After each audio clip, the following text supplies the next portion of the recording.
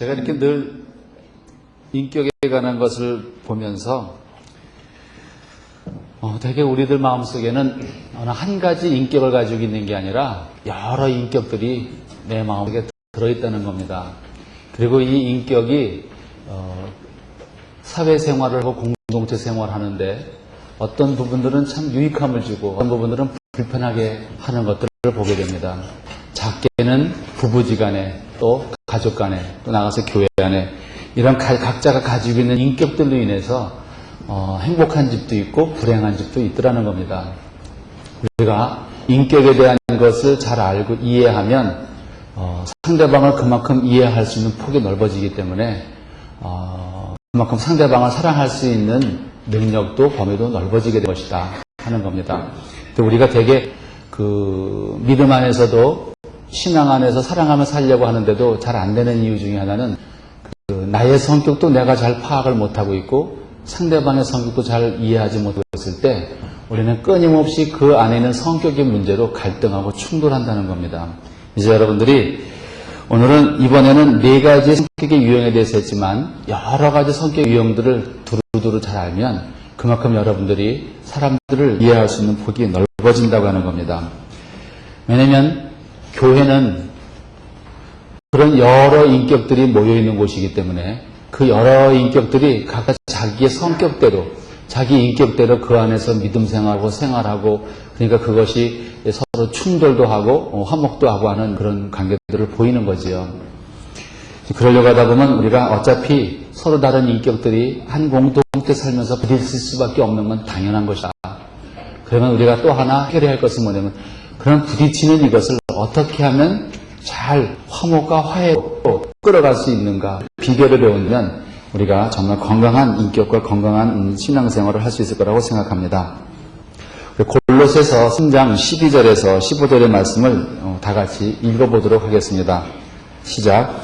그러므로 너희는 하나님이 택하신 거룩하고 사랑하신 자처럼 긍휼과 자비와 겸손과 온유와 오래 참음과 있고 누가 네게 혐의가 있거든 서로 용납하여 피차 용서하되 주께서 너희를 용서하신 것 같이 너희도 그리하고 이 모든 것 위에 사랑을 더하라. 이는 온전하게 매는 띠니라. 그리스도의 평강이 너희 마음을 주장하게 하라. 평강을 위하여 너희가 한 몸으로 부르심을 받았나니 또한 너희는 감사하는 자가 되라. 아멘. 이 말씀은요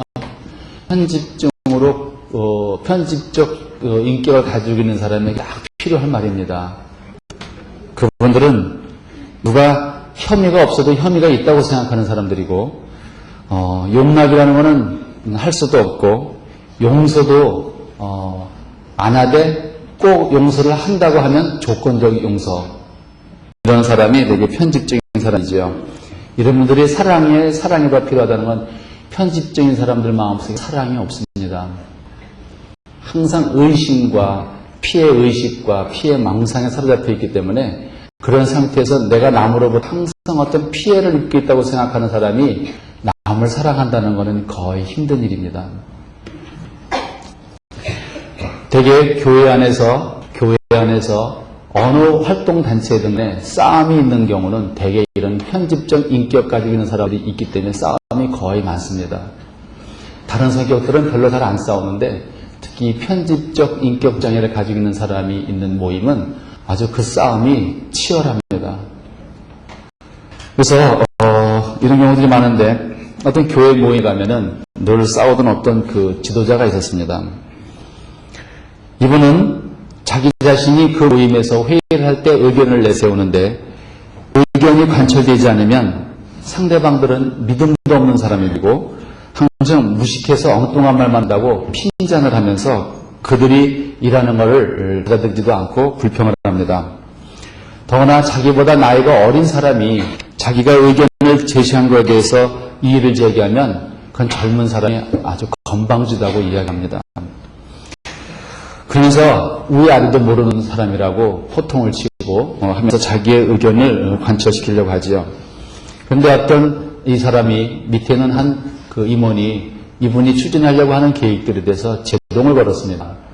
그러니까 제동을 걸었다는 건 반대하려고 제동을 걸은 것이 아니라 나의 생각은 이러이러하니 이렇게 하는 게 좋겠다라고 자기 의견을 내세웠는데 그게 그 그 지도자의 생각하는 것하고 정반대였습니다. 그 회의 중에 그런 얘기를 들었을 때 이 편집적 인격을 가진 그 지도자는 굉장히 분노를 했고 그것을 자기를 무시했다는 생각 때문에 그 이후로 그 젊은 사람은 두고두고 회의 때마다 그 사람하고 불편한 관계가 됐습니다. 그 젊은 사람이 이야기한 것은 항상 의도적으로, 고의적으로 반대하고 그 사람에 대해서 아주 나쁘다는 평을 하고 그랬습니다. 그래서 그 젊은 사람이 의견을 내세우면 항상 의도적으로 반대를 했고 사람들 앞에 그는 좋지 않은 사람이라고 이렇게 이야기를 했습니다. 근데 제가 말을 이렇게 점잖게 해서 그렇지 실제 상황에서 이렇게 점잖게 얘기가 됐겠냐고요. 제가 사람이라고 말을 했지만 그 사람은 사람이라고 말하지 않고 놈이라고 말을 했겠죠. 이렇게 하면서 있다 보면 그 어떤 한 사람으로부터 미움을 받고 무시를 받고 인정을 받지 못할 때 그 밑에 있는 임원이 그 사람 밑에서 과연 견뎌낼 수 있겠는가. 결국 그 밑에 있는 그 사람은 너무너무나 피곤하게 하기 때문에 그 자리를 떠납니다. 이런 것들은 우리 이 주변에서 많이 볼 수 있는 것들이다. 이런 얘기를 하게 되면 꼭 예를 드는 게 젊은 부목사님과 나이 많은 장로님, 이렇게 예화를 잘 들더라고요. 나이 많은 장로님이 젊은 목사님들이 이렇게 일을 제기하면 좀 이렇게 부정적으로 바라보고 무시하고 그래서 막 괴롭히는 이런 예화도 있다고 보통 이야기를 하지요. 이때 보여주는 그 지도자의 성격의 모습이 바로 편집증적 인격 장애의 모습을 보여주는 겁니다. 제가 또 7가지의 기준을 말하겠습니다. 제가 7가지의 뭔가 기준을 이야기할 텐데 여기에서 4가지 이상이 나와 같으면 여러분 편집적 인격장애가 있는 겁니다.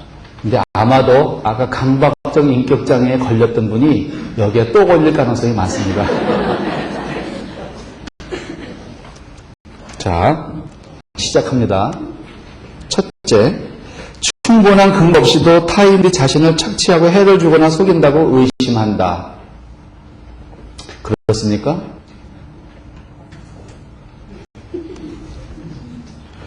그러니까 무슨 모임에서 어떤 회의할 때 회의를 하는데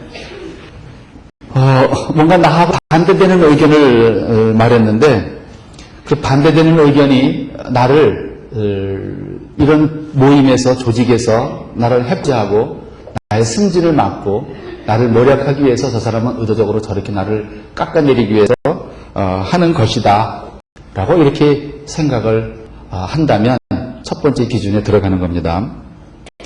두 번째는 친구들이나 동료들의 성실성이나 신용에 대한 부당한 의심에 집착되어 있다. 주변 사람들이, 동료들이 만약에 나에게 굉장히 친절하게 상냥하게 이렇게 대해오면 저거는 뭔가 어떤 의도된 흑심이 있을 거라고 생각을 하는 경우. 그러니까 상대방이 나한테 해오는 걸 있는 그대로 순수하게 받아들이는 게 아니라 뭔가 흑심을 품고 나에게 다가올 것이라는 의심을 품게 되는 것을 말합니다. 이게 여러분들에게 있습니까? 없습니까? 저는 말이 없으면 있는 줄 믿습니다. 그러니까 아닌 사람은 자신 있게 아니라고 해야 자기의 이걸 증명할 수 있잖아요. 세 번째, 어떤 정보가 자신에게 악의적으로 사용될 것이라는 부당한 공포 때문에 터놓고 말하기를 꺼려한다.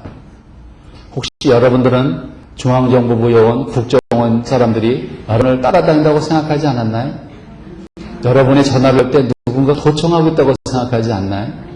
그래서 말하는 데 무척 조심스럽고 핸드폰을 그래서 여러 개 보고 다니는 사람들. 근데 이게 이런 사람들이 있단 말이죠. 어떤 것들이 보면은 항상 누군가가 나를 미행하고 감시하고 나를 도청하고 어떻게 할 거라는 그런 생각, 그런 의심들. 물론 그렇게 되는 이유는 또 나중에 설명하겠지만은 어떤 그렇게 내가 남으로부터 어떤 피해 의식을 입을 거라고 하는 그런 공포 때문에 말도 이렇게 참 조심스럽고 함부로 말 못하고 전화도 혹시 도청당할지 모르니까 말을 막 못하고 하는 이런 경우가 있다면 여기에 해당되는 겁니다. 네 번째로 사소한 말이나 사건 속에 자기의 품위를 손상시키려 하거나 위협적인 숨겨진 의도를 해석한다. 그러니까 아무 의미도 없는 이러한 말들이나 행동의 사건 속에서도 어떤 피해 의식 같은 걸 느끼다 보니까 나의 자기가 지배할 어떤 품위 같은 것에 대해서 의도적으로 신경을 쓰는데, 어떤 사람들은 그런 경우가 있죠.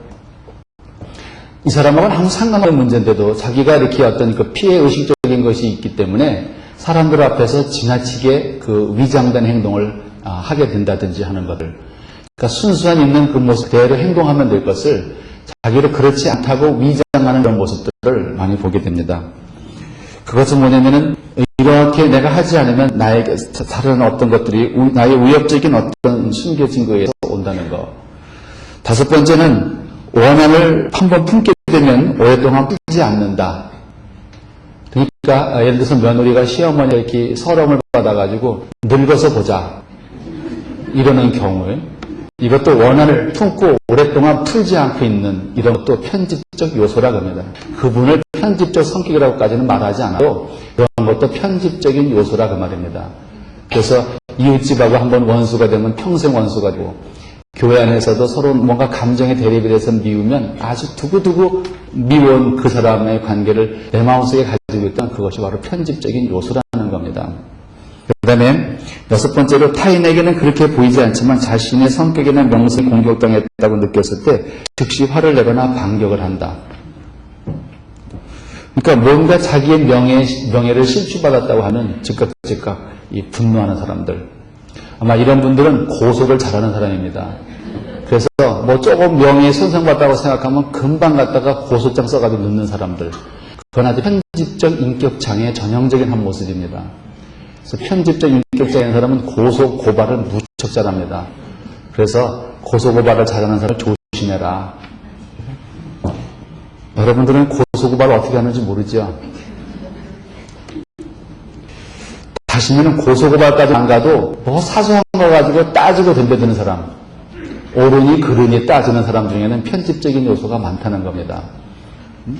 그리고 이유 없이 배우자나 성적 상대자의 정도를 자꾸 의심한다. 이게 원래 배우자 하나 하면 되는데, 이게 미국 사람들이 쓰는 기준이라 배우자란 말을 성적 상대자란 말을 같이 썼군요. 여기는. 왜냐면 미국 사람들은 배우자가 아니어도 막 다른 사람하고도 막 관계를 갖나 봐, 그렇죠? 그러니까 배우자나 성적 상대자의 정절에 대해서, 다시 말하면 의처증이나 의부증이 있었을 때, 의처증이나 의부증이 있는 것은 바로 편집적 인격장애의 한 모습이라는 겁니다. 이게 더 나가서 의처증과 의부증이 있는 것은 정신병이다. 그러면 인격장애하고 정신병은 또 다른데, 이런 배우자의 정절에 대해서 의심한다. 예를 들어서 맨정신에는 술 안 먹고는 의심하지 않는데, 술만 먹고 오면은 아내가 저 사람하고 바람이 폈을 것 같은 말을 하는 사람. 그러니까 술김에 하는 말이라도 그 마음속에 들은 진심이기 때문에 말을 맨정신은 안 했지만 술 먹은 상태에서 상대방의 그 정절에 대해서 의심을 했다면 그건 편집적 요소가 있는 겁니다. 그분은 장차 때가 되어 무르익으면 의처증이나 의부증으로 갈 가능성을 갖고 있는 사람입니다. 한 가지 참고로 얘기 드린다면, 결혼하기 전에 오직 당신만을 사랑하는 사람을 절대로 조심하라는 겁니다. 그런 사람 중에서 편집증 환자, 의처증 환자가 있거든요. 그래서 자기의 일상적인 생활을 다 포기하고 오직 당신만을 생각하면서 직장 앞에 와서 기다려주고 집에까지 데려다주고 하는 사람을 조심하라. 잘 모르겠거든 정신과에 가서 정신 감정을 한번 받으면 됩니다. 그러면 아주 안심하고 결혼할 수가 있다. 이렇게 편집적 인격을 가진 사람들, 특징이 있는데, 한마디로 말하면 편집적 인격을 가진 사람의 특징은 의심 많은 사람입니다. 그래서 이 편집적 인격을 가진 사람의 그 마음의 핵심은 뭐냐면 의심이에요. 의심이기 때문에 모든 관계를 신뢰하지 못하는 관계로 다 끌어갑니다. 여러분들의 마음은 믿는 분들에게 믿음밖에 없지요. 의심이 없잖아요. 여러분들의 마음속에 오직 믿습니다. 여러분들 하나님을 의심해 본 적이 있으세요? 하나님 나를 해코지한다. 하나님이 나를 미행한다. 하나님이 나의 전화기를 도청한다. 하나님이 나의 명예를 실추셨다. 이래 보신 적 있어요? 그 여러분들은 대단한 사람들입니다. 왜냐하면 변함없는 믿음을 하나님한테 쏟고 있잖아요. 그런데 그런 하나님을 향한 갖고 있는 그 믿음이 내 아내한테, 내 자녀에게, 내 이웃에게 그대로 갈 수만 있다면 얼마나 좋을까. 내 문제는 그 인격에 병이 들어버리니까, 그런 의심이라는 병이 들어버리니까 하나님을 믿는데 이웃은 못 믿게 되죠. 결국 나중에 가면 이게 아주 심각한 인격 장애까지 가면 결국 하나님도 못 믿게 된다는 얘기입니다. 자, 이제 그 편집성 인물을 가는 사람들의 특성에 대해서 이야기를 해보겠습니다.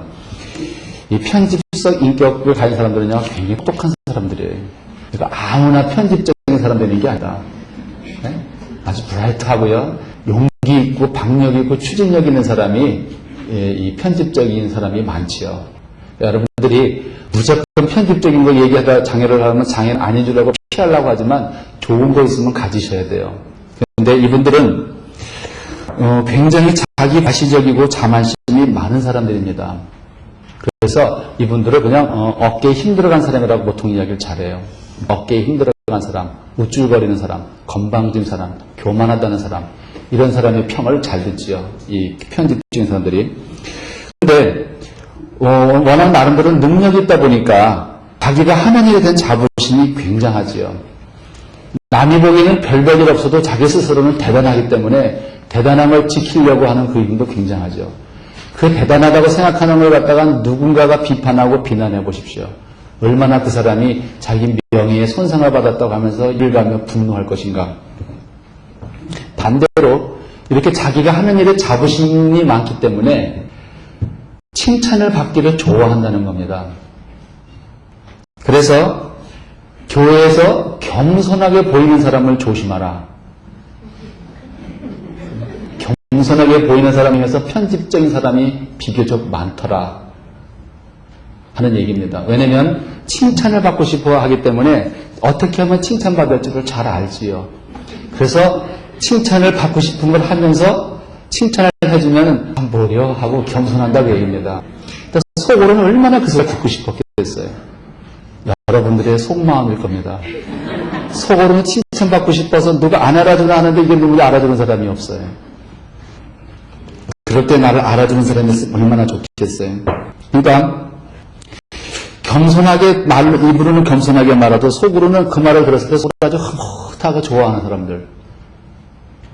이걸 하다 보면 이게 또 제 모습이에요. 아까 강박증일 땐 그게 다 제 모습이었는데 또 이게 제 모습이에요. 누가 이 세미나 참 잘했다 그러면 그렇게 흐뭇하고 좋을 수가 없어요. 여러분들이 평가서 쓸 때 나쁘다고 쓰면 제가 얼마나 낙심하고 실망하겠어요. 요런 마음이 편집적 성격의 모습이다 그 얘기입니다. 그래서 어느 곳에 가든지 이런 성격 가진 사람은 어느 곳에 가든지 자기가 한 그 일들에 대한 업적을 인정받기를 원하고 누군가가 자꾸 이야기해 주기를 바라요. 속으로. 차마 자기 입으로는 말을 못하는데 누군가가 너 정말 당신 대단합니다. 잘했습니다라고 인정해 주면 그걸 속으로 특히 흐뭇해하면서 또 그걸 기대하는 사람. 그런 사람들이 바로 이 편집적인 사람들이다. 그런데 특이한 것은 그렇게 칭찬받기를 바라면서도 비판하는 교인에 대해서는 아주 적게 심을 갖는다는 겁니다. 바로 이게 겸손하지 않다는 거예요. 겸손한 사람은 누가 비판을 해도 그대로 수용을 하고 받아들이는데 이 편집증이 있는 사람은 그걸 못 받아들이고 적개심을 갖는다는 거죠. 그때 적개심을 가지면 그 사람은 원수가 되는 겁니다. 그래서 이런 편집증 가진 사람들이 겉으로 보기에는 굉장히 유능하게 보입니다.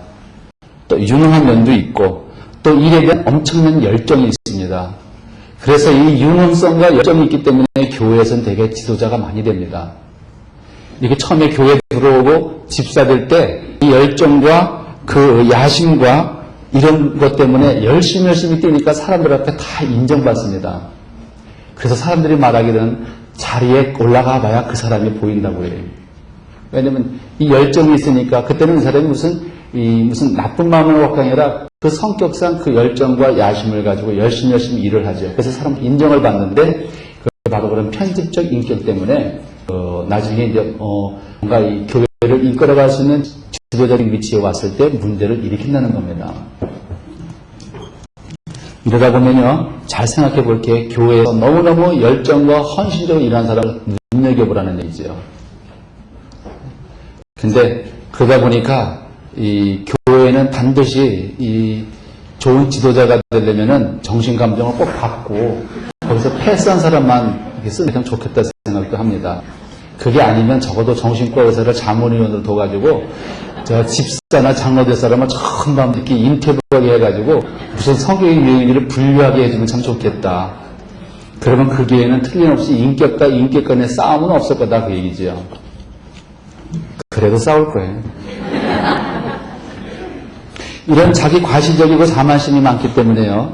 야심과 열정이 있고 유능하고 냉철한 사람으로 사람들에게 비춰지지만 그 내면 속에는, 그의 마음 속에는 적개심이 많고 아주 고집스러우면서 자기 방어가 무척 강한 사람이라는 얘기입니다. 이 방어가 강하다는 얘기, 자존심이 무척 강하다는 얘기입니다. 자존심. 누구한테 싫은 소리 듣지를 못하는 사람들. 바로 이것이 성경에 나오면 누구냐면 바리새와 세리가 기도할 때 세리를 비난하는 그 바리새인과 같은 성격이 바로 편집적 성격입니다. 바리새인들은 그때 말하기를 평소에 자신들은 신앙의 규례를 잘 지키는 일에 긍지를 갖고 믿음 생활을 했는데 세리는 로마의 앞잡이가 되어서 백성들에게서 세금을 뜯어가는 사람들이 기도한다는 것 자체가 못마땅하게 여긴 사람입니다. 나도 하나님께 기도하고 저 사람도 하는데 나처럼 신앙생활 잘한 사람이 드려야 하나님께 영광이지 그렇게 나라와 민족을 팔아먹은 사람이 기도한다는 것에 대해서 아주 자존심이 무척 상해버리고 못마땅한, 그러면서 저런 사람 기도보다는 내 기도가, 내가 하는 기도가 훨씬 하나님 보시기에 아름답고 귀하게 여기는 그 마음, 과시적인 그런 마음이 이 편집적인 요소죠. 그러니까 여러분들이 신앙생활 하다 보면 믿음생활 오래 했다고 해서 믿음생활이 이제 시작인 사람이 믿음생활대로 말 못할 때가 자꾸 무시하고 깔보고 하는 그런 경우, 그런 경우도 편집적 요소가 있는 겁니다. 제가 말을 할 때 편집적 요소라고 하는 것과 편집적 성격이라는 말을 구별해서 들으세요. 왜냐면 편집적 요소는 다른 성격 유형을 가지고 있는 사람이라도 그런 요소가 있다는 얘기입니다. 그래서 이제 요소라는 단어를 쓰는 거거든요. 근데 편집성 인격을 가진 사람들은요, 열등감이 많습니다. 물론 그 사람만 열등감이 있겠어요? 다른 유형의 성격이 하자면 다 열등감이 있는데 특히 이 편집적 성격이 가진 사람의 열등감은 이 열등감으로 인해서 뭔가 다른 데 자꾸 문제를 일으키는 데 문제가 있는 겁니다.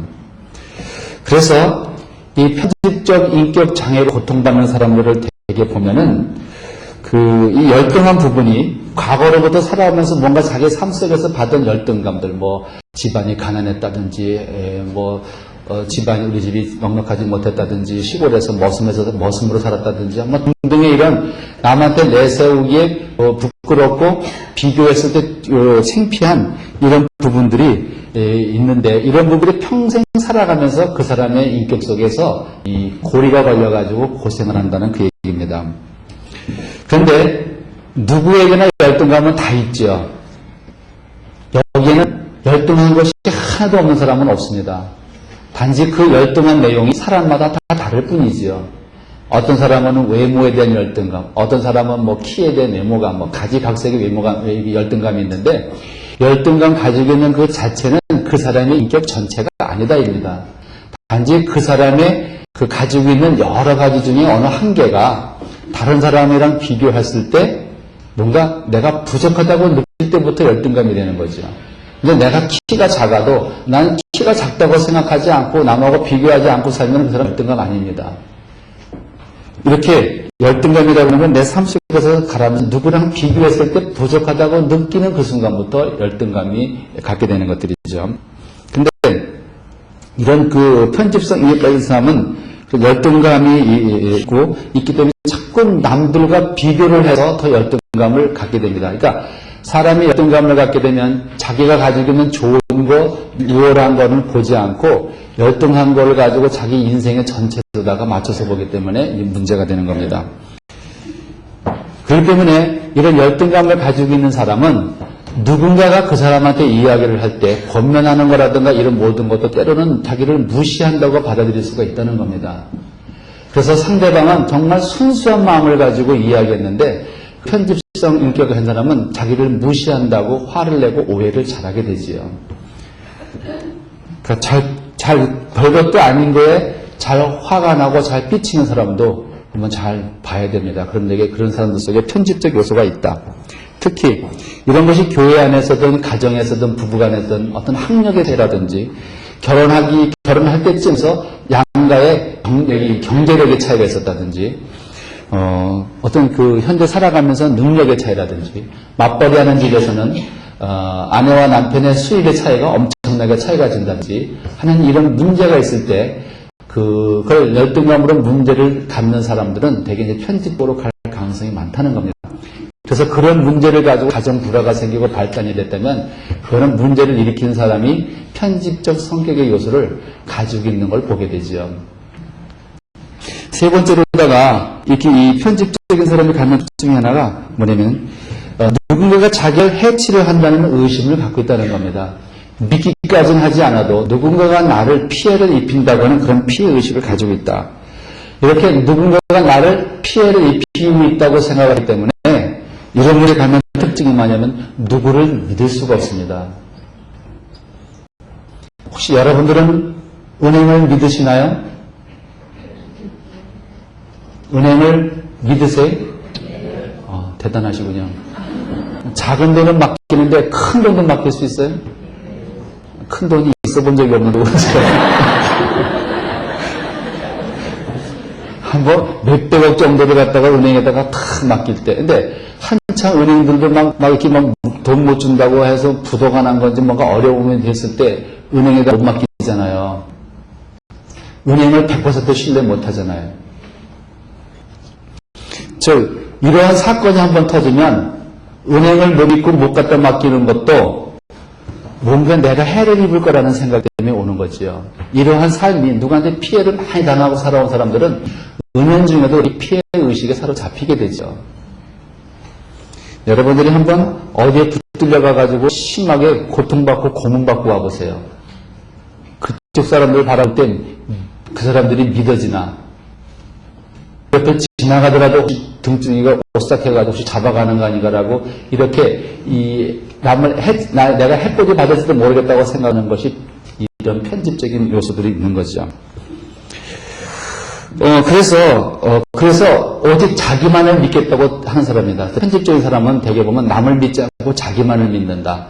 내 힘을 믿는다. 내 돈을 믿다. 이렇게 생각하는 사람들에서 그런 것이 많다는 거죠. 결국 이렇게 오래되다 보니까 결국은 그 사람은 하나님도 믿을 수가 없다.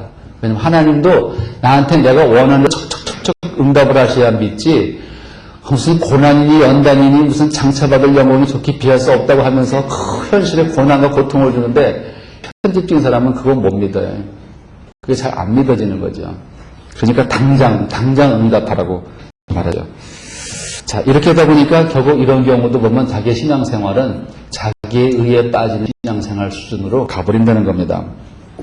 그리고 의심이 많은 성격인 사람들은 항상 남들과 대인관계할 때에 다른 사람이 나한테 어떤 동기를 가지고 나한테 접근해 오는지에 대해서 항상 이 탐색을 합니다. 그 사람은 왜 나한테 접근하지? 뭘 필요하지? 나한테서 뭘 필요로 하지? 뭘 받아가려고 하지? 항상 이런 거를 생각하는 바로 그런 성격입니다. 그런데 무서운 것은 자기가 뭔가 생각하고 추진하려고 하는 것에 대해서 계획을 좌절시키기만 하면 그때 큰일 납니다. 그 사람이 생각이 옳든 그러든 상관없이 뭔가 자기가 하고 싶은 대로 하는 것을 못하게 막으면 그 다음부터 상대방에 대해서 적대감이 생기고 이 사람에 대해서 이 행동 조절이 감정 조절이 아래 정도까지 그 상태가 나빠지면 상대방을 해치기까지 하는 경우도 나오는 거지요. 그래서 여러분들이 항상 어디 가든지 시비를 거리는 사람, 시비를 가리는 사람 조심해라. 근데 우리 그리스도인들은 별로 시비 잘 안 가리잖아요. 웬만하면 손해보고 넘어가려고 그러지. 여러분도 그런 은혜 속에 살지 않나요? 그래서 이 자기를 해치는 의심이 많기 때문에 이런 분들은 이렇게 보시면 돼요. 어떤 뜻은 무슨 일인지 잘 따지는 사람, 잘 따지면 무슨 툭하면 법에다가 대고 얘기하겠다고 하는 사람들, 또 뭐 기자를 데리고 와서 뭐 얘기하겠다고 하는 사람들, 그래서 내가 저 친구를 내가 이렇게 해서 매장시켜버리겠다고 생각하는 것들, 이런 것들이 바로 편집적 성격의 가장 특징입니다. 근데 얼마나 피곤하겠어요? 네? 교회에서 목사님이 무슨 뭐 집행할 때 이러는데 나 11조를 냈는데 교회 이렇게 예산 보니까 11조가 막 제대로 헌금이 제대로 안 쓰여지는 것 같다고 막 따지고 뭐 그것 때문에 고소가 된 사람이 있는 건 제가 모르겠지만 그런 거 가지고 사사건건 따지고 물고 늘어지는 사람들. 근데 이런 분들에 의해서 교회가 깨끗해지기도 합니다. 하도 따지니까 따지는 거에 걸려들지 않기 위해서 투명하게 한다는 거죠. 그래서 하나님은 참 두루두루 사람이 가지고 있는 불편하게 하는 것까지도 선하게 사용하시는 분이 그분이시구나. 그렇죠? 인간은 악할지라도 하나님은 그걸 선하게 사용하시는 분이라는 걸 보게 되죠. 만약에 그분들이 안 따져봐요. 또 자기 마음대로 할 거 아니에요. 그렇죠? 그러니까 참 고마운 사람이에요. 그런데 이런 것들은 왜 생기냐면요. 그런 걸 가지고 있는 사람의 내면 속에는 피해의식입니다. 그래서 그렇게 사는 사람의 내면 속에와 그 삶을 쭉 점검해보면 뭔가 이렇게 된 것이 없어요. 이분은 항상 무엇 때문에 안 됐고 무엇 때문에 안 됐고 그래서 이렇게 늘 이 사람은 안 된 이런 것들을 많이 가지고 있다. 그래서 지나온 삶들이 다는 아니겠지만 지나온 삶들이 너무나 많이 안 된 것이 많은 사람을 조심해라. 그러니까 안 된 것이 있을 수 있대. 된 것도 이야기하는 사람은 괜찮은데 된 것도 있음에도 불구하고 안 된 것만 더 강조해서 이야기하는 사람을 조심하라는 이야기입니다. 왜냐하면 이 편집적인 사람은 자기가 된 거는 잘 안 봐요. 성취한 건 안 봐요. 자기가 항상 누구로부터 피해를 입는다는 거에 맞춰져 있기 때문에 안 된다는 거에 거의 생각이 초점이 맞춰져 있다는 거죠. 얼마나 우리가 이 피곤한 사람들이겠는가 하는 걸 보게 되죠. 그리고 마음속에 시기와 질투가 아주 강하다. 시기와 질투가 엄청 강합니다. 그래서 이런 사람을 보면 어저께 사울의 이야기가 나오지요. 사울 같은 사람은 어찌 보면 가장 전형적인 편집성 인격을 장애를 가진 사람의 모습으로 나타납니다. 편집성 인격 장애. 그러니까 거기에 나오는 주인공이 누구냐면 다윗이에요. 항상 그 다윗과 비교를 하기 때문에 항상 거기에서 떨어지게 되고 열등감을 느끼고 그래서 시기와 질투로 되는데 이분들이 가지고 있는 마음은 항상 뭔가 소외되어진다는 거. 그리고 부름을 받지 못하면 못 견뎌하죠. 하나님 앞에 부름받아 쓰임받기를 원하기도 하는데 이때나 저때나 하나님은 부르지도 않아요. 그럴 때 얼마나 원망과 실망을 할까. 근데 이것까지는 그렇다고 쳐요. 왜냐면 하나님의 때가 있으니까. 근데 어디서 문제를 일으키냐면 교회에서 이제 내가 이제 교회 일 좀 할 때가 됐는데 교회에서 불러주지를 않을 때 얼마나 그 부름받지 못한 거에 대해서 실망나심을 할까. 이런 사람들이 이제 이게 또 가을 되면은 선거가 있잖아요. 교회에서도 무슨 임원들 뽑고 모임마다 뽑을 때 뭔가 이런 성격을 가진 사람은 속으로는 이번엔 내가 회장 한번 해야지 라고 속으로 가지고 있는데 겸손하기 때문에 겉으로는 이야기를 못합니다.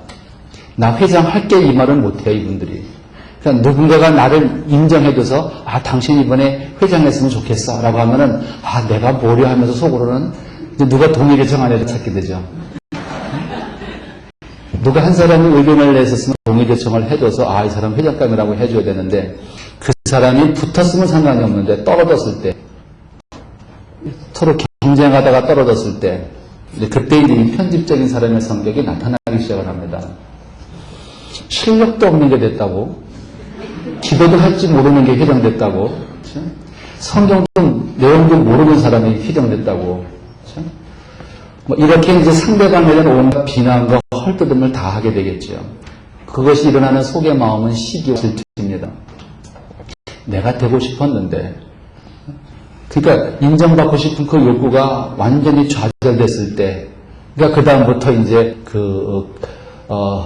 사실 그런 사람이 됐을 때 나가주면 좋은데, 그렇죠? 나가주면 그 모임에 평화가 올 텐데, 그 사람이 나가지 않고 그때부터 이제 까시 노릇을 하기 시작하는 거죠.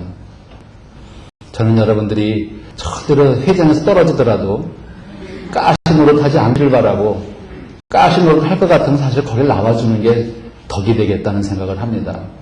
왜냐면 우리들이 마음속에 인정받고 싶은 마음들이 없어요? 다 있잖아요. 여러분들이 며느리라면 시어머니한테 인정받고 싶잖아요. 다른 며느리에 비해서 유독 나는 더 헌신적이고 명절 되면 더 비싼 거 갖다가 드리는데도 불구하고 왜 나만 유독 더 일을 시킬까? 저 큰 며느리는 직장 다닌다고 와도 일도 안 시키고 늦게 와도 괜찮고 일찍 가도 괜찮은데 나는 집에 있다는 이유 때문에 일찍 와야 되고 빠지게 일해야 되고 늦게까지 설거지 다 하고 가야 되고 그러면서도 일만 시키려고 한다고 생각하고 막 불평할 때 그런 며느리가 물론 그런 마음에 한이 맺히고 우라병을 가지고 있는 거지만 또 그런 속에서 항상 누구랑 비교를 해서 큰 며느리 작은 며느리 비교해서 나만 푸대접 받고 있다고 생각할 때 바로 그때 그 편집적인 요소가 있다는 겁니다. 근데 이런 것들이 이제 오래되면 자꾸는 병이 생긴 거니까. 그런데 대개 이제 이런 경우가 있게 되면은 슬프지요. 그리고 화가 나지요. 왜냐면 이 편집적인 인격한 사람은 자기가 회장 못한 것에 대해서 얼마나 사실 마음이 슬프겠어요. 그리고 얼마나 분노가 있습니까? 근데 이게 성격적으로 편안하게 다스려지지를 않기 때문에 툭툭 이 안에 마음에 한을 품고 원망을 품고 그냥 가는 거지요. 물론 성격 유행에 따라서 떨어져서 출거리고 툴툴 털고 나가는 사람도 있는가 하면 이 편집적인 사람은 이때 받은 이 수치와 수모, 내가 만인 앞에서 회장이 못되고 떨어졌다는 이 수치와 수모를 가슴에 품고 살아가는 거죠. 그래서 되게 이 남편한테 몹시 구박받는 아내들이 아들을 낳으면 아들을 키울 때 되게 아들에게 교육하는 게 있죠. 네 아버지 닮지 마라. 이렇게 하는 그것이 설령 아버지가 나쁘기 때문에 자기를 사랑하지 않기 때문에 하는 것도 있지만 한편으로는 아이 마음속에 편집적인 증오심을 심어주는 얘기입니다. 그러니까 우리 어머니들이 한이 많이 맺히면 자기 자식에게 편집증적인 요소를 심어줄 수 있는 교육을 많이 한다는 거죠. 나의 맺힌 한을 이 자식을 통해서 뭔가 풀어보고 복수하고 싶은 것들이 들어있기 때문에 그렇습니다. 그래서 여러분들은 자기 자신이 권력에 상당히 집착을 하면서도 다른 사람이 권력 가진 꼴을 못 봐요. 그러니까 내가 권력을 좋아하니까 내가 못 가지면 다른 사람이 권력 가지고 지도자가 되는 걸 인정하고 받아줘야 되는데 그걸 못 받아줘가지고 그 모임에서 나와서도 끝까지 그 사람을 물고 늘어지는 사람들. 우리 주변에는 이걸 너무 많이 봅니다. 굳이 예화를 들지 않아도 그냥 요즘 신문만 열어보면 전부 이런 사람들이에요. 그러니까 권력을 집착했을 때 다른 사람이 권력 갖는 것에 대해서는 아주 적대감을 갖는다. 그래서 이분들은 또 마음이 소심하고 여린 부분도 있기 때문에 외사 확인하는 버릇이 있고 또 소심하고 자기 계획대로 일을 모두 추진하려고 하되 뜻대로 되지 않게 되면 좌절도 금방 하고 분노도 잘합니다.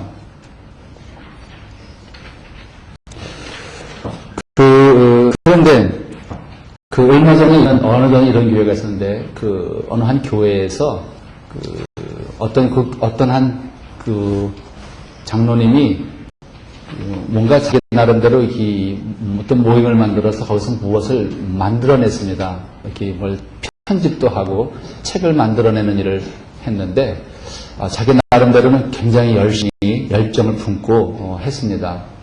근데 새로 목사님이 부임을 해서 이제 교회를 전반적으로 한번 새롭게 쇄신해보자 하는 그런 뜻에서 다 점검을 하는 중에 만들어 놓은 책을 딱 봤더니 그 목사님의 수준이 너무 높아가지고 이게 자기만 만들었습니다. 그래가지고 만들 때 자기 나름대로 막 아이디어도 내고 막 편집도 하고 해서 너무너무 외적으로 보기에 멋있게 만들어냈습니다. 그 교회의 어려움은 거기서부터 시작입니다.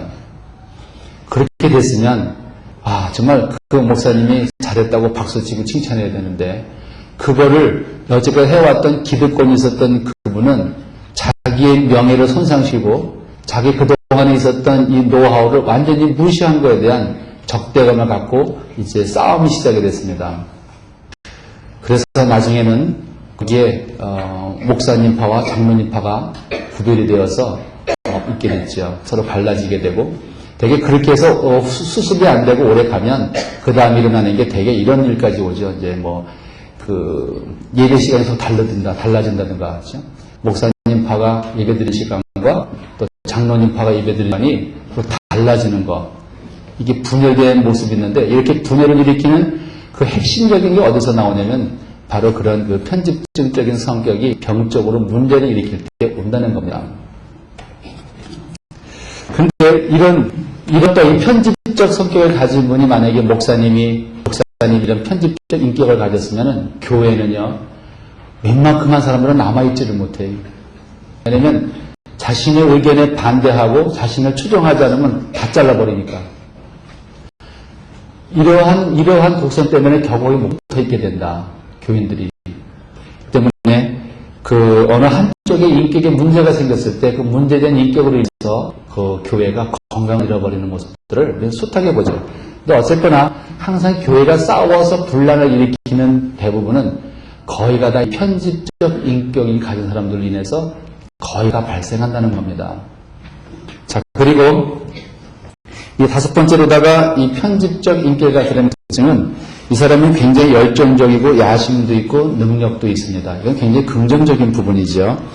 능력 있는 사람이고 매우 경쟁적인 사람이고 성취욕이 아주 강한 사람입니다. 그래서 그는 명예와 자존심도 강하기 때문에 자기 나름대로 뭔가 자기가 성취해야겠다는 어떤 목적을 가지고 무지무지하게 공부도 하고 노력도 하는 사람입니다. 그러니까 이런 분들이 뭔가 교회의 어떤 일들을 만들어냅니다. 뭔가 이분들이 이 문제를 일으키기 전까지는 정말 이 열정이 있고 하나님을 믿어도 보통 믿으려고 하는 마음이 아니고 좀 확실하게 믿고 싶고 열심히 믿고 싶기 때문에 이런 그 성경적인 지식이라든가 신학적인 지식이라든가 하는 이런 부분에 있어서도 다른 사람보다 훨씬 탁월한 분을 보게 됩니다. 그래서 뭔가 이분들에게 어떤 과제를 주면 이분들은 생명을 걸다시피 하면서 헌신과 노력을 하는 분들이지요. 그러니까 이 믿음까지도 누구에게 지기를 싫어합니다. 믿음까지도. 그래서 믿음까지도 남보다 더 탁월한 믿음을 가져야 된다. 근데 그렇게 이 사람들이 그렇게 열심히 노력을 한 것에 대해서 사람들이 인정해주기를 바라는 마음이 그 속에 있는 거고, 자기가 그렇게 열심히 누구보다 더 열심히 노력하고 수고했는데 이것에 대해서 비난하거나 비판하게 되면 그 사람은 당연히 견뎌낼 수가 없는 것들이죠. 네가 나만큼 노력을 해봤냐? 네가 나만큼 공부를 했냐? 네가 나만큼 교회에 헌신을 해봤냐? 대체 네가 뭔데 나한테 이런 판단을 하느냐? 이렇게 나오게 되는 것들이죠. 그러다 보니까 이런 분들은 굉장히 독선적인 면이 있는 겁니다. 독선적인 면. 그리고 이런 그 편집적인 사람들은 편집이 그들의 편집. 어느 한쪽으로 치우쳐져서 달려가는 것. 편집이잖아요. 그렇기 때문에 이런 분들은 누가 제동을 걸지 않으면 걸 때까지는 아주 열정적으로 일을 한다. 그래서 이분들은 강박적인 사람하고 다른 건, 강박적인 사람은 항상 아이디어와 기획하는 데 탁월하다면 이런 분들은 기획하는 것도 꼼꼼하고 잘하지만 추진력도 좀 있습니다. 이 편집적인 사람은 굉장한 추진력이 있다. 그래서 이런 편집적인 성격 가진 사람을 잘 이렇게 매니지할 수 있는 지도자라면 이런 분들은 교회에서 굉장히 생산적인 일을 창출해내는 사람들입니다. 이런 편집적인 사람들이 맨날 분란을 일으키고 싸움을 일으키니까 기피해야 할 존재가 아니라 이분들에게 그런 싸울 수 있는 조건을 다 지도자가 제공해주고 그 열심히 일할 수 있는 조건만 만들어주면은 이분들은요 교회에 대해서는 굉장히 큰 일을 할 수 있는 그런 인격입니다. 그러니까 능력 있는 지도자의 리더십은 여러 다양한 형태의 인격을 다 매니지할 수 있어야 된다. 그러면서 생각해본 것이 모든 목회자는 반드시 정신과 수업을 받아야 되겠구나 하는 생각을 해봤습니다. 왜냐면 그거를 배우잖아요. 사람들을 매니지하는 법을. 근데 어저께 전호 선생님이 그랬죠. 정신과 의사한테까지도 괴롭게 하는 사람들은 대단한 사람이다. 보통 사람 아니죠. 되게 인격 장애를 가지고 온 사람들은 이 상담할 때 무척 괴로움 받아요. 그분들로 인해서. 특히 편집적 인격을 가지고 온 사람들한테는 거의 말이 잘 안 돼요. 되게 문제가 있어서 오는데 자기 자신이 다 잘했는데 내가 왜 무슨 문제를 해결해야 되느냐 뭐 이런 식으로 나오니까 무척 어렵지요. 거기다 대고 예를 들어서 이제 그 아내를 의심한 의처증 같은 편집적 장애를 가지고 있는 분들은요, 이제 병까지 안 가도 편집적인 사람들은 병원에 오기도 힘들지만 와도 이분들은요 절대로 그 상담하기가 어렵다는 겁니다. 왜 그런 거 아니? 편집적인 사람이 그 아무 데서나 가서나 막 막무가내로 막 싸우는 사람이 아니지요. 굉장히 부드럽고 겸손하고 온유한 사람의 모습을 겉으로 가지고 있기 때문에 자기 집의 문제를 가지고 이렇게 아내 손에 이끌려서 할 수 없이 왔어도 거기서는 이 세상에서 이렇게 온유한 사람일 수가 없어요. 겸손할 수가 없어요. 이런 사람이 어떻게 그 이 아내를 괴롭혔을까 의심할 정도로. 그래서 또 아내에게 다시 물어봐요. 정말 이 남편 맞아요? 그 얘기는 뭐냐면은 자기 가정의 어려운 문제, 부부간의 갈등의 문제 같은 것을 절대로 외부에 드러나는 걸 싫어하기 때문에 외부에 나가서는 아주 온유하고 겸손한 모습으로 위장되어서 산다는 겁니다. 이 편집적 인격인 사람이. 그러니까 싸움이 났을 때 그 사람의 본색이 나타나지 싸우기 전까지 이 사람의 본색이, 이 사람의 모습이라고 하는 것은 아주 온화하고 부드럽고 아주 신사의 모습을 가지고 있다는 겁니다. 그러니까 여러분들이 항상 조심해야 돼. 이 사람이 결국 무엇을 쓴 늑대는 아니지만 항상 이 겉에 보이는 인격의 모습과 속에 있는 인격이 항상 다르다는 것을 염두에 두셔야 됩니다. 그런데 이제 오랫동안 사람을 보다 보면 그게 어느 눈에 보여요. 겉으로 하는 모습 가지고도 그 사람의 속의 모습을 본다는 말입니다. 왜냐하면 사람의 속성이라고 하는 게 겉의 모습을 어느 정도는 자기 나름대로 감추는 법이 있기 때문에 강박증은 강박적 나름대로 위장하는 법이 있고 편집은 편집대로 위장하는 법이기 때문에 그 사람이 가장 불리하고 약하고 취약한 부분의 모습들을 반대로 하거든요. 그러니까 온유한 사람을 보면 저 사람은 싸나운 사람이다. 부드럽다 그러면 저 사람은 뭔가 좀 모든 게 쫙 질서가 있다 그러면 저 사람은 안 질서할 사람일 수도 있는 거예요. 안 질서.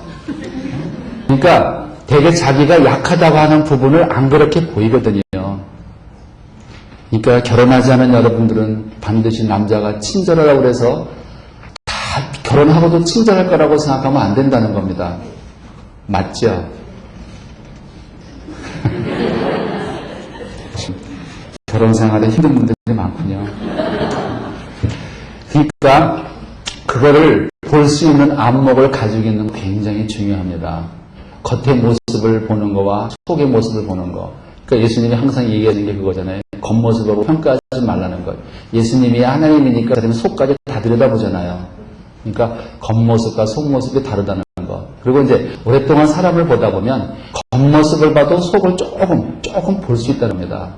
사람들은 위기나 어려움 속에서 또 감추고 싶고 자기한테 불리하다는 것을 감출 때 어떤 식으로 감추는지 성격 나름대로 특성이 있기 때문에 그런 거죠. 그래서 이 열정적이고 야심 있는 이 사람들은요, 모든 삶을 살 때 중요한 게 자기중심적이라는 사실입니다. 결국 이 사람들은 남을 생각해 주는 경우가 거의 없다. 자기중심적인 사람이고, 그리고 이분들이 자랑하는 게 있어요. 왜냐하면 자기는 굉장히 이지적이고 합리적인 것에 대해서 굉장히 자랑을 합니다. 자기의 생각은 항상 이런 이지적인 것과 논리적인 것과 합리적인 것이 바탕에서 나오기 때문에 늘 자랑을 하죠. 그런데 이 편집적 인격가의 사람이 갖는 특징 중에 또 하나가 있는 게 뭐냐면요, 참 차가운 사람이에요. 이 사람들은 굉장히 냉정합니다. 차가워요. 등 돌릴 때는 언제 널 봤냐는 식으로 차갑게 등 돌릴 수 있는 사람이죠. 그 전까지는 사랑하에 나의 오아시스고 나의 생명이고 나의 영원한 생명이 쓴 사람이 등만 한번 싹 돌리면은 언제 너 봤냐는 식으로 돌릴 수 있는 사람이 바로 이런 성격이죠. 그래서 이런 분들은 되게 뭐라고 되게 말을 많이 듣냐면 참 사람이 정이 없다.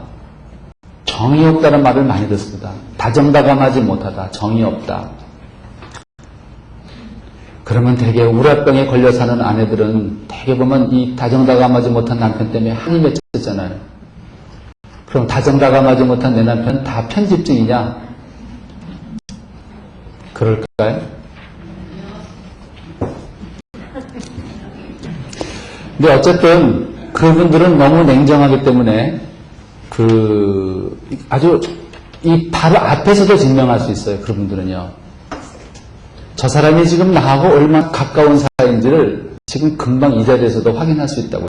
편집적인 사람들은 앞에서 만났을 때 굉장히 반가운 것처럼 인사를 막 했어요. 이 사람 나를 무척 생각해주는 사람이구나. 이 사람 나를 정말 여전히 이렇게 나를 인정해줬었어? 하고 너무 흐뭇해하고 있는데 싹 돌아서는 그 얼굴이 금방 표정이 없어버려요. 사람이 정말 좋으면 그 여운이 뒤에까지 있어야 되잖아요. 이렇게 싹 인사하고 돌았을 때도 뭔가 그 흐뭇한 얼굴 표정이 여운으로 남은 게 내내 보이잖아요. 근데 딱 악수하고 손 떼고 돌이키는 그 순간에 옆으로 비춰진 그 모습이 얼굴정이 없어져요. 그럴 때 저 사람은 편집증적인 성격을 가진 사람이구나. 이따 여러분들 아는 사람끼리 서로 악수하면서 악수할 때만 눈여겨보지 마시고 악수로 손을 딱 놓고 눈을 딱 돌릴 때 그때 상대방의 얼굴을 딱 순간적으로 포착을 하세요. 그때 그 사람이 나하고 얼마나 친밀한 사람인지를 그때 보게 됩니다. 그래서 저는 이런 걸 신경 쓰면서 살다니까 제가 너무 피곤해요.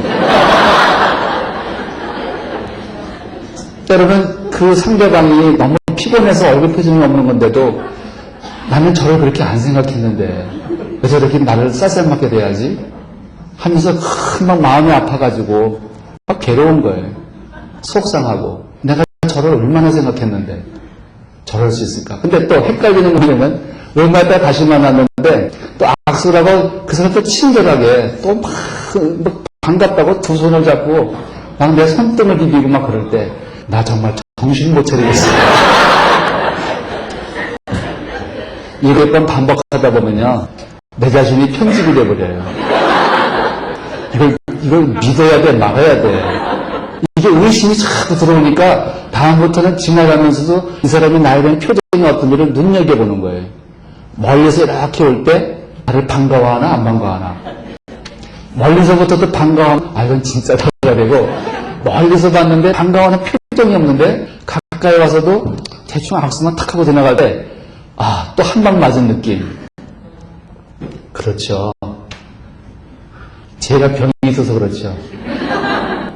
그러니까 여러분들은 저 사람이 나하고 편집적인 사람은 그게 냉정하기 때문에 정말 친한 사람에 대해서는 간이라도 빼줍듯이 끝까지 상냥하고 친절한 모습이 나오다가도 나하고 별로 이렇게 밀접한 관계가 없으면 돌아서는 그 순간의 표정이 바뀐다는 겁니다. 저는 여러분들이 눈치가 빠른 사람이 되길 진짜 바래요. 저처럼 눈치가 너무 빨라가지고 상대방의 표정, 나한테 대한 태도, 나를 바라보고 오는 걸음걸이 보고 나에 대한 관계를 순간적으로 점검을 하니까 아주 너무 피곤해서 못 살겠어요. 그래서 저는 가능하면 사람을 안 만납니다. 나 혼자 있는 게 너무 사는 게 너무 편안하고 좋아요. 상처 안 받기 위해서. 그래서 근데 이런 남편과 살면은요, 그 남편은 절대로 그 아내에 대해서 정이 없다고 말하지 않아요. 남편은 나에게 굉장히 쌀쌀맞게 하고 냉정하게 해야지만 그 남편에게 물어보면 그 상대방에서 정이 없다는 말을 안 한다는 겁니다. 단지 그 사람이 편집적인 성격이기 때문에 그렇게 표현하는 거예요. 그러니까 여러분들이 상대방이 나한테 아주 부드럽게 하지 않는다. 남편이 나한테 부드럽게 하지 않는다 해서 나한테 애정이 다 식었다고 생각하면 안 된다는 거예요. 그 사람이 편집적 성격이 아닌데 그러면 근데 편집적인 성격인 사람이 그러면 이거는 성격에서 오는 거지. 되게 남편들에게 물어보면 그런 말 많이 합니다. 나는 아내를 사랑하는데 아내는 남 보고 자꾸 사랑을 확인을 받으려고 할 때 확인을 받으려고 하는 그 아내 때문에 그 남편 얼마나 힘들까. 한번 생각해 보세요. 그 남편 얼마나 힘들까. 그렇지 않아서 자기 편집적인 것 때문에 힘든데 아내한테 사랑까지 나한테 확인받으려고 하니 그런 사람일수록 나 당신 사랑해라는 표현 잘 못해요. 감히 어떻게 그 편집적이고 그 자기 과시적인 사람이 그 아내에게 감히 진짜 나 당신 사랑해라는 말을 하겠어요. 어쩌면 그 사람은 생명 걸고 할 거예요. 혹시 그런 편집적 성격이 가진 사람이 아내에게 나 정말 당신 사랑이라고 고백할 때 이건 생명 걸고 한 말인 줄 알고 정말 감사해야 돼요. 특히 한국의 남성들이 당신 사랑이라는 말 잘 안 하잖아요. 그렇죠? 잘해요? 젊은 사람들은 잘하더라고요. 이 젊은 사람들은 편집적 성격 가졌어도 잘해. 근데 대부분 남자들은 되게 이 사랑한다는 말을 아는데 그래서 정말 물어봤어요. 남편들에게요. 사랑하지 않나요? 그런 남편들은 그냥 펄쩍펄쩍 뛰어요. 무슨 소리 하는 거냐고. 그러면서 사랑한다는 증거를 대는 게 뭐냐면 직장 매일 다니면서 직장 어려움 없이 잘 다니지요. 또 예수 믿는 사람들은 내가 술을 마시지도 않지요. 담배도 안 피지요. 남들 다 하는 바람도 안 피지요. 이게 사랑이지요. 맞습니까? 아니 근데 아내들은 그게 만족하지 못할지라도 남편들은 그게 사랑이라고 생각한다는 겁니다. 그러면 남편 수준에서 그렇게 사랑을 표현했으면 받아줘야지요. 그걸 고백을 들으려고 밤마다 낮마다 남편을 들볶으면 어디 살겠어요? 그게 이제 그 남성 심리와 여성 심리의 차이입니다. 여자들은 듣기를 원하고 남편은 행동하기를 원하는 거죠. 그러니까 남편한테서 직장 잘 다니면서 살림하는데 지장 없고 술 안 마시고 또 담배 안 피고 또 바람 안 피면 아, 내 남편이 날 사랑하는구나 이렇게 생각하는 겁니다. 왜냐면 어쩌겠어요. 그분 남편 성격이 편집적 성격이라 그런 부분 요소가 있어서 그런 것을.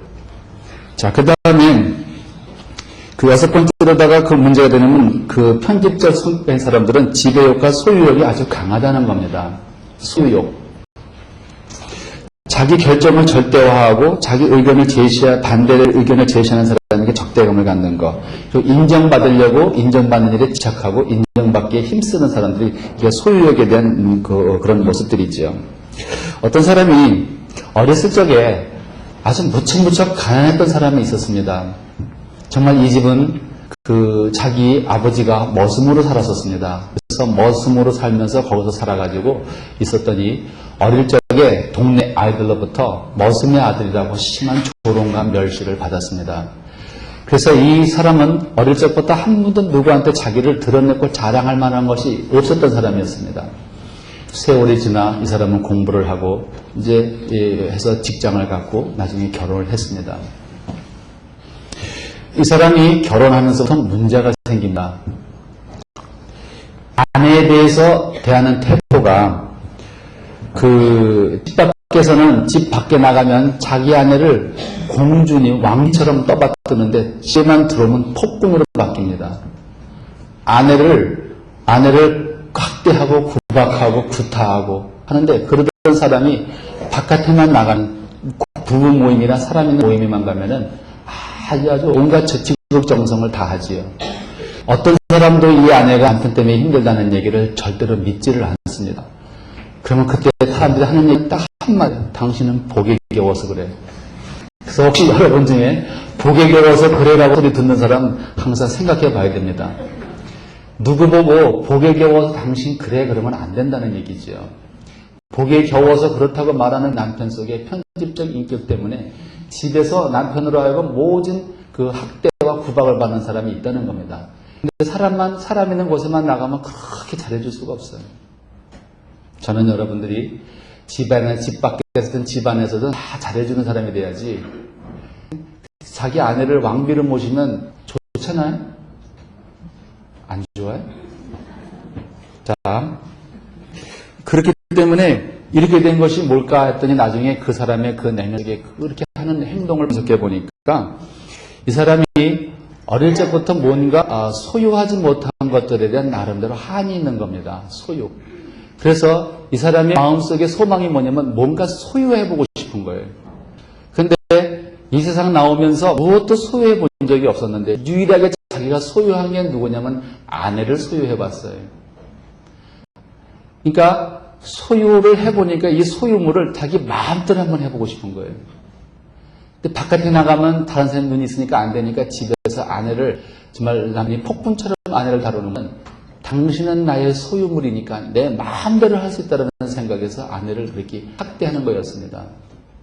대개 아내를 학대하는 사람의 마음속에는 그런 소유욕이 너무 강해서 있는 것과 내가 생전에 다른 소유하지 못했는데 내가 내 마음대로 소유할 수 있는 유일하게 자기 아내였다 그 말입니다. 직장에 나가서 옷사람에서 내가 휘두를 수가 있나? 뭐 돈이 많아서 돈으로 누굴 휘두를 수가 있나? 그런 게 없었는데 유일하게 내 말에 순종해주고 내 말 들어주는 사람은 딱 한 사람, 아내 한 사람 뿐이었다는 겁니다. 그럴 때 그 아내는요, 그 남편의 말에 맹종하고 순종을 하면 할수록 더 학대를 받는다는 사실입니다. 왜냐하면 내가 남편한테 순종하지 않아서 매를 맞고 학대받는 것이 아니라 남편이 소유를 만족시키면 시킬수록 나를 더 학대할 거기 때문에 그럴 때 내가 그런 남편의 핍박으로부터 벗어나는 길은 딱 한 길밖에 없지요. 뭘까요? 네? 넘어가겠습니다. 자, 그런데 이런 편집적 인격을 가진 사람들이 그러면 신앙생활은 어떻게 하느냐? 그런 점을 보겠습니다. 이런 그 편집적 인격의 장애까지가 와 있는 사람들의 신앙생활은 한마디로 말하면 피곤하다. 그리고 이 사람과 대적을 하려면 내가 완벽해져야 돼. 항상 이 사람이 나를 흠을 잡지 못하게끔 완벽하게 준비해 놔야 된다는 얘기입니다. 그러니까 그런 사람을 상대하는 사람은 자꾸 방어적이게 되어 있어요. 방어적. 자꾸 방어를 해서 저 사람이 어떻게든 나를 물고 늘어지고 들어오더라도 나는 방어할 수 있는 모든 준비를 다 해놔야 된다는 겁니다. 그러니까 얼마나 피곤해. 그러니까 이런 경우의 사람을 만났더니 교회가 은혜로를 못해요. 은혜로. 되게 은혜로라고 하는 것은 법도 없이 그냥 은혜로 막 하잖아요. 근데 이런 경우는 법대로라기 때문에 은혜와 법이 충돌하는 게 이겁니다. 그래서 이제 되게 이제 이런 사람이 있으면 반대하는 구가 지속적인 분란을 계속 일으킬 수 있다는 거. 그리고 이제 이런 성격 가진 사람들은요, 뭔가 누구 밑에서 일한다는 거를 자존심이 상해서 잘 못합니다.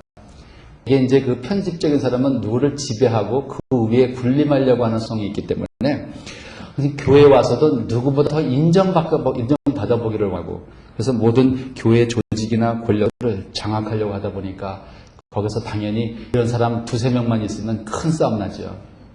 왜냐면 우리에게 다 그런 속성이 있는데 많고 적은 것뿐인데 그것 때문에 당연히 지는데 그 성경에는 그래서 그런 사람들이 모여서 일 벌린 게 교회에서 분냄과 당짓는 것들이다 그러죠. 그래서 아마 교회 성경에도 보면 이 교회가 너희들이 그 당짓는 것과 분리하지 말라고 그러는데 결국 당짓고 분리하는 그 내면의 인격은 결국 이런 편집적 성격이 장애를 일으켰을 때 자꾸 모든 것들이 이 니네 당, 내 당 이렇게 나누게 된다는 겁니다. 세 번째로다가 이분들이 갖는 특징이 하나 있죠. 이분들이 갖는 게 항상 법을 중시한다고 그랬죠. 법. 은혜보다는 법을 중심으로 살아가는 사람들이라고 했기 때문에 이분들에게 있어서는 그 하나님의 속성 중에서 하나님의 사랑보다는 공의를 외치는 사람들입니다. 공의. 하나님의 공의를 더 외치는 사람들이다. 그래서 무슨 일이든지 무엇이든지 일이 생기면은 그 성경이 율법전서입니다. 이 사람들이 성경이 있는 게 성경에 있는 율법전서를 가지고 모든 사람을 다 스스로 심판을 내린다, 징계한다, 한다는 거죠. 그래서 여러분들은 항상 성경 몇 장 몇 절을 들먹이며 이야기하는 사람을 조심하라. 그리고 이렇게 그 성경을 또 많이 알죠. 왜냐하면 성경의 룰이 어떤지를 봐야 되니까. 왜냐하면 강박적, 편집적 사람들은 그 항상 법대로 하기 때문에 성경 말씀을 많이 알 수밖에 없어요. 성경에서 이럴 때는 어떤 율법이 어떻게 되나를 늘 법을 봐야 되기 때문에. 그다음에 이런 경우에 항상 법을 가지고 모든 걸 잣대로 재려고 한다. 그래서 성경 구절도 편집적이죠. 예를 들어서 거기 아내여 남편에게 복종하라 있죠. 그러면 편집적 성격 가진 사람은 아내를 참 많이 구타합니다. 믿는 사람도. 근데 그분들이 구타하는 거는 성경에 근거하여 구타합니다. 성경 말씀에 어디 아내를 구타라고 쓰여 있던가요? 없지요. 그래도 이분들이 자기가 아내를 구타할 때는 또 누구를 이렇게 자기 대적하는 사람을 이렇게 뭔가 판단할 때 이분들은 스스로 자기 감정으로 이야기하는 법이 없이 항상 법이라는 것을 들고 나와서 이야기를 합니다. 성경 무슨 몇 장 몇 절에 근거하여. 그래서 예를 들어서 그 아내여 남편에게 복종하라. 이 말이 이제 이렇게 아내를 구타하는 사람들이 많이 인용하는 구절입니다. 이게 아내를 구타하는 사람들이 많이 사용하는 성경들이 아내여 남편에게 복종하라 이 말을 많이 쓰는데 뭐냐면 복종하지 않으면 구타도 된다는 이야기예요. 아내가 복종치 않으니까. 그리고 아내가 어떤 이의를 제기하는 거에 대해서 이건 복종치 않다고 자기 나름대로 편집적 판단을 해버리니까 그렇게 하는 거죠.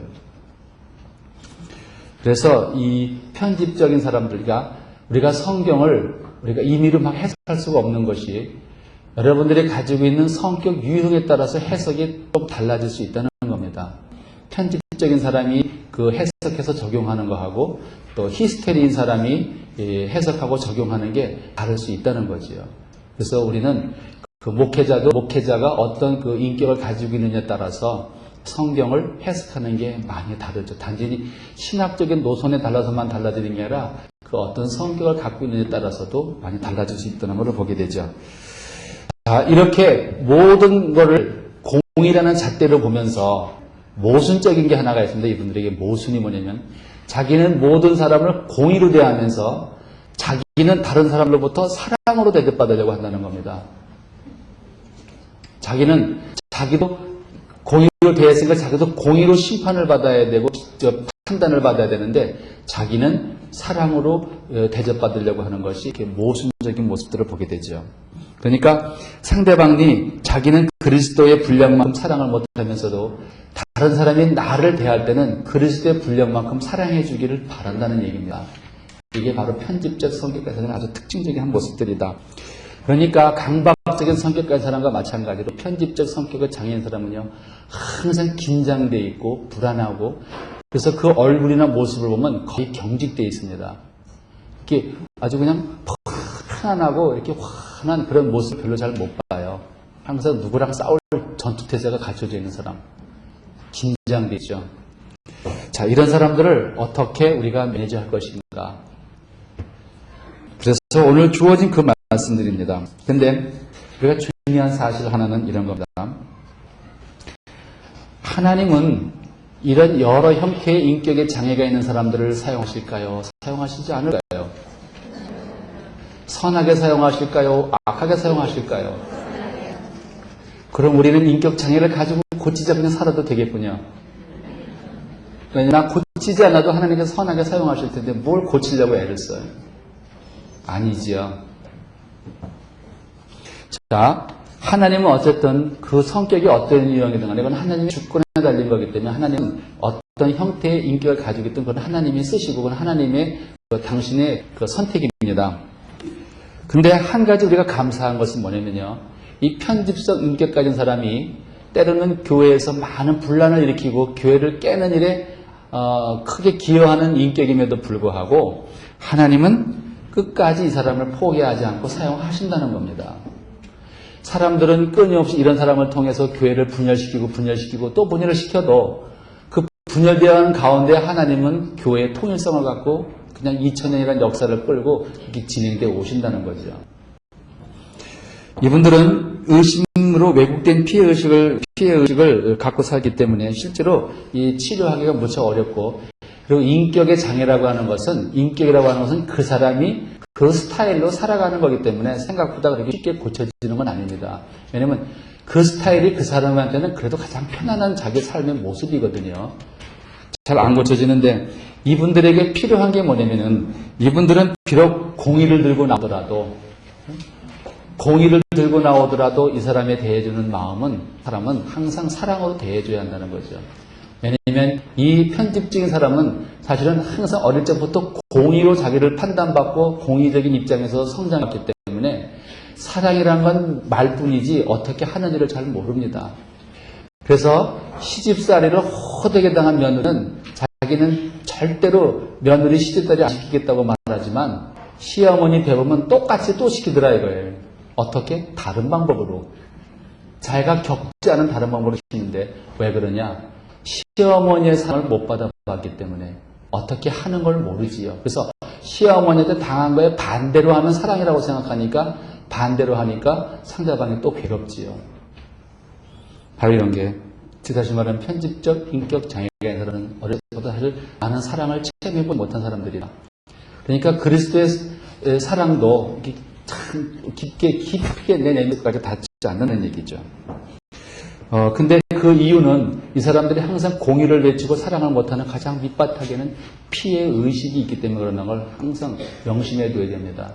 그리고 이 피해 의식의 밑바탕에는 항상 의심이 있기 때문에 그렇다는 거. 이 의심이 피해 의식으로 가고 피해 의식이 모든 대인관계를 가고 어떤 공동체를 파괴하는 힘으로 작용된다. 그래서 그런 거를 매니지했을 때 이분들에게 있어서는 또 탁월한 능력이 있기 때문에 이분들에 대해서 교회는 이분들이 가지고 있는 능력을 최대한도로 인정해주고 활용해줄 수 있도록 해줘야 한다는 겁니다. 대개 교회가 왜 분란이 되냐면 나 좀 잘해보겠다고 하는데 이것을 못하게 막고 제거해버리고 너를 저쪽으로 소외시켜버렸을 때 분노하면서 편을 짜는 거거든요. 근데 이 사람까지도 품어주고 그 사람과 함께 일할 수 있는, 그래서 그 사람이 그런 성격이라면 그런 일에 적합한 일을 맡겨주면 되죠. 우리 모임이라는 게 무슨 나눔부, 봉사부, 친교부 등등의 모임이 많잖아요. 친교부 같은 건 히스테리 성격의 사람을 갖다가 안 치고, 그렇죠? 뭔가 이렇게 기획부는 강박된 사람 갖다 안 치고, 친교부가 사람한테 사람들이 알려지고 사회적으로 나가서 대외적으로 인정받게 하는 건 이 편집적인 사람 시키고, 그러면 자기 맡은 바에서 자기 성격대로 잘할 거 아니에요. 근데 이렇게 그 맞는 적세적소에 쓸 수 있도록 할 수 있는 사람이 지도자지요. 그러니까 리더십은 이런 성격의 유형을 잘 보고 또 각 교회에 있는 활동할 수 있는 영역이 어떤 활동이 필요하고 어떤 성격의 사람이 잘 할 수 있는지 파악해서 거기다가 그 사람을 임용을 하면 그 사람은 정말 물고기가 물을 만나면 살듯이 그렇게 되겠죠. 그래서 편집적인 사람한테 가장 중요한 것은요, 계속해서 사랑으로 덮어가면서 그 사람과 신뢰관계가 형성되어 가도록 끊임없이 노력해줘야 한다는 겁니다. 왜냐하면 신뢰관계를 형성해 주는 데 있어서 가장 큰 힘은, 그 큰 힘은 바로 사랑이라는 힘밖에 없습니다. 우리가 어떤 형태의 인격을 가지고 있든 그 인격이 어떤 형태이든 간에 이거를 치료하고 회복하는 그 힘은 단 하나, 사랑이라는 힘밖에 없는 겁니다. 여러분들이 여러 유형의 인격을 보겠지만 여러 유형의 인격을 다 보더라도요, 여러 유형의 인격보다도 치료해주는 그 힘은 딱 하나밖에 없어요. 여러 가지 여러분들에게 그 치료할 수 있는 방법을 다 제시해줬지만은 그래도 그 모든 것 위에 사랑이 없으면은 되지 않는다는 겁니다. 그럴 때 여러분들이 자기가 이런 성격을 가졌던 내 주변에 있는 사람을 가지고 있던 여러분의 마음속에서 정말 그리스도의 사랑을 품어야지만 어떤 형태의 인격을 가지고 있던 건강한 교회를 갖는다는 겁니다. 그리고 또 하나 주의 줄 게 있어요. 뭐냐면 여러분들이 이제부터 내 유형의 인격을 공부하고 나니까 사람을 볼 때마다 어떤 타입인지를 찾으려고 애를 쓴다는 겁니다. 너무 그러지 말라는 거예요. 즉 성경의 인격 분석을 하는 것으로 끝이면은 그건 안 됩니다. 우리가 이렇게 인격에 대해서 이야기해주고 이런 사람이 이런 유형의 인격이 있다고 이야기해주는 목적이 있어요. 그 사람이 어떤 유형의 인격이니까 조심해라 이렇게 대해라 하려고 하는 목적이 아니고, 하나님께서는 각 사람에게 다 필요한 성격을 주셨는데 이 성격들이 모여서 교회를 이루었다 얘기입니다. 그럼 이 교회를 이루었을 때 이 교회가 하는 일이 뭐냐? 결국 우리의 인격이라고 하는 것은 교회를 이루는 기초가 됐는데 이 기초를 가지고 교회를 세웠을 때 인격을 가지고 우리는 어떤 일을 해야 되는가? 언제까지 일을 해야 되는가? 하는 그런 우리의 신앙적 모습을 발견해야 되는 겁니다. 즉 우리의 인격을 분석하는 것으로 그치면 이건 세상 사람도 다 합니다. 정신분석이라는 학문은 우리 인격을 아주 정밀하게 세세하게 다 분석할 수 있어요. 그러나 중요한 것은 그런 인격을 분석했다고 해서 거기에 구원은 없다는 얘기입니다. 여러분에게 여러 형태의 구원, 인격에 대해서 이야기한 것은 그 인격이 연합되어 하나님 나라를 이루는데 그 이루어나가는 전체적인 하나님의 비전은 뭐냐면 이 땅에 대한 당신의 창조사역과 구속사역이라는 겁니다.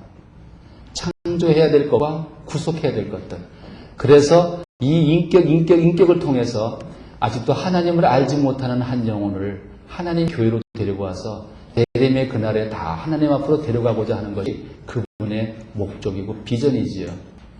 여러분들이 이번 세미나를 통해서 인격을 여러 형태를 보지만 인격의 형태를 분류하는 거에 만족하지 마시려 그런 여러 형태의 인격들을 통해서 결국 우리가 어떻게 하나님 앞에 한 몸으로 한 마음으로 갈 수 있느냐에 힘쓸 수 있는 그런 걸 배우는 이런 세미나가 되기를 바랍니다.